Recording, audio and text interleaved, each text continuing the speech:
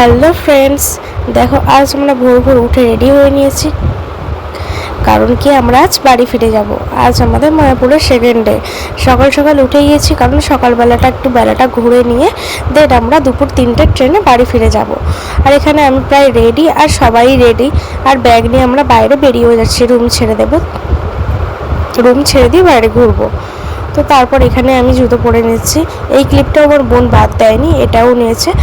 কারণ ওকে যদি আমি বলি ক্যামেরা করে দিতে, ও A to Z সব কিছুটাই ক্যামেরাতে আনার চেষ্টা করে, আর কোনো কিছুটা বাদও হয়ে যায় কোনো কারণবশত। যাই হোক, এই ক্লিপটা নিতেও বাদ দেয়নি, জুতো পরছি সেটাও নিয়ে রাখলো। আর এখানে আমি বলছি আর একবার রুমটাই জানি, আমার কিছু জানি কেন মনে হচ্ছে আমি কিছু ভুলে যাচ্ছি। তো তারই জন্য আমি আবার রুমটা একবার সার্চ করার জন্য ঢুকলাম। আর এখানে এই যে রুম ক্লিন করে লক করবে ইনি এসে গেছেন। আর আমিও এখানে ঘরটায় ঢুকে সব কিছু আবার দেখে নিলাম যে কিছু পড়ে আছে নাকি। হ্যাঁ, কিছু পড়ে নেই, সেটাই মাকে বললাম যে কিছু পড়ে নেই, চলো। এই বলেই আমাদের রুম ছেড়ে দিতে হলো। আর কোথাও গিয়ে একদিন থাকলে রুম ছেড়ে দেওয়ার সময় আমার কীরকম জানি লাগে, যেমন এখানে থাকলে আমি এতক্ষণ চলে যাবো, এটা কীরকম একটা মনে হয়।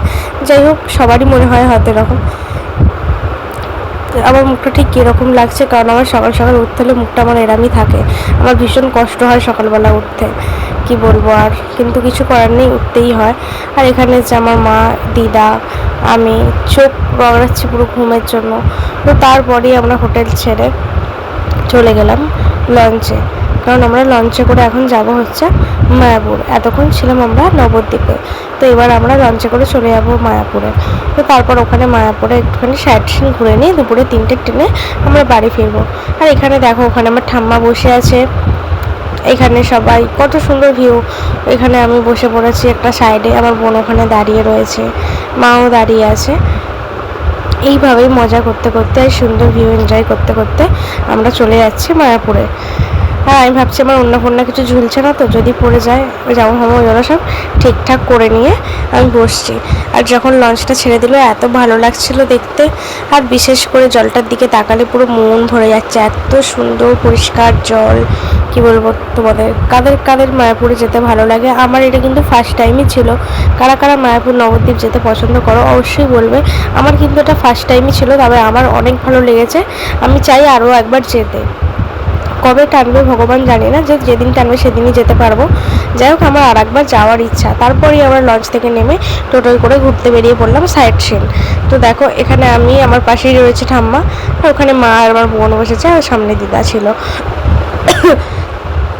এই দেখো, এই যে এটা আছে ঘুরছি আমরা, এটা হচ্ছে গুপ্ত বৃন্দাবন। আমরা চলে এসেছি গুপ্ত বৃন্দাবনে ঘুরতে। খুবই সুন্দর দৃশ্যগুলো করে রেখেছে, ভীষণই সুন্দর দেখতে, তো খুবই ভালো লাগছে। আর কিছুটা তোমাদের সাথেও শেয়ার করলাম, সবটা তো করা সম্ভব নয়, ফোন নিয়ে যতটা পারলাম শেয়ার করলাম। তো তারই পরে চলে গিয়েছিলাম গঙ্গায় স্নান করতে।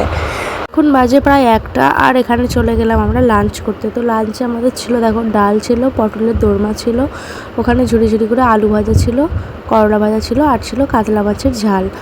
যাই হোক, তারপরেই আমরা মায়াপুর নবদ্বীপের মেন যে আকর্ষণ, এই যে দুরকম জল কিন্তু কেউ কারোর সাথেই মিশছে না একে অপরের সাথে। এটা দেখতে ভীষণ অপূর্ব সুন্দর দেখতে লাগে। আর তারই পরে আমরা চলে আসলাম আমাদের শিয়ালদা স্টেশনে। ট্রেনে ওঠার ক্লিপটা আমি নিতে পারিনি, ভীষণ গরম ছিল সেই দিনকে, তার জন্য। তো যাই হোক, আমরা চলে আসলাম মায়াপুর থেকে শিয়ালদা। আর ব্যাগ নিতেও আমার ভালো লাগে না, আমি এত হাঁপিয়ে যাই।